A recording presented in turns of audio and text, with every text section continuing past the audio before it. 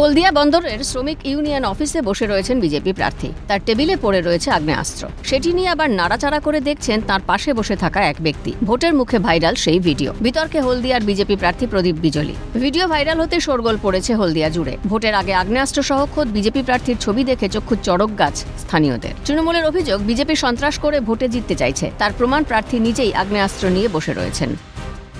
এরা ভোটের আগে এইভাবে সন্ত্রাস তৈরি করে মানুষকে ভয় দেখিয়ে হয়তো ভোটে জিততে চাইছে। গণতান্ত্রিকভাবে ভোট হবে, সেখানে যদি দেখা যায় একজন প্রার্থী তিনি সেখানে তার টেবিলে আগ্নেয়াস্ত্র একজনের কাছে আরেকজন হস্তান্তরিত করছেন এবং তিনি বসে আছেন, তেমন এ দেখে তো মনে হয় কি যে বিজেপি সন্ত্রাস করে জিততে চাইছে। যদিও এআই দিয়ে এই ভিডিও তৈরি করা হয়েছে বলে দাবি বিজেপি প্রার্থী প্রদীপ বিজলির। শুনুন, আপনাকে বলি, এই সব করে কিছু করা যাবে না। ও সব এআই করে, আজকাল এআই এর দিন, এআই করে ওই সব করছে নোংরামি। আমি কোনোদিনই আমার ওই সব নেই। আমার নামে থানায় একটা ডায়েরি নেই। 294টা ক্যান্ডিডেটের মধ্যে আমি একজন ক্যান্ডিডেট যার নামে হলদিয়ার কোনো থানায় ডায়েরি নেই।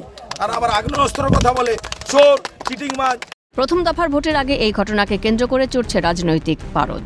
জাহাঙ্গীর বাদশার রিপোর্ট, ক্যালকাটা নিউজ।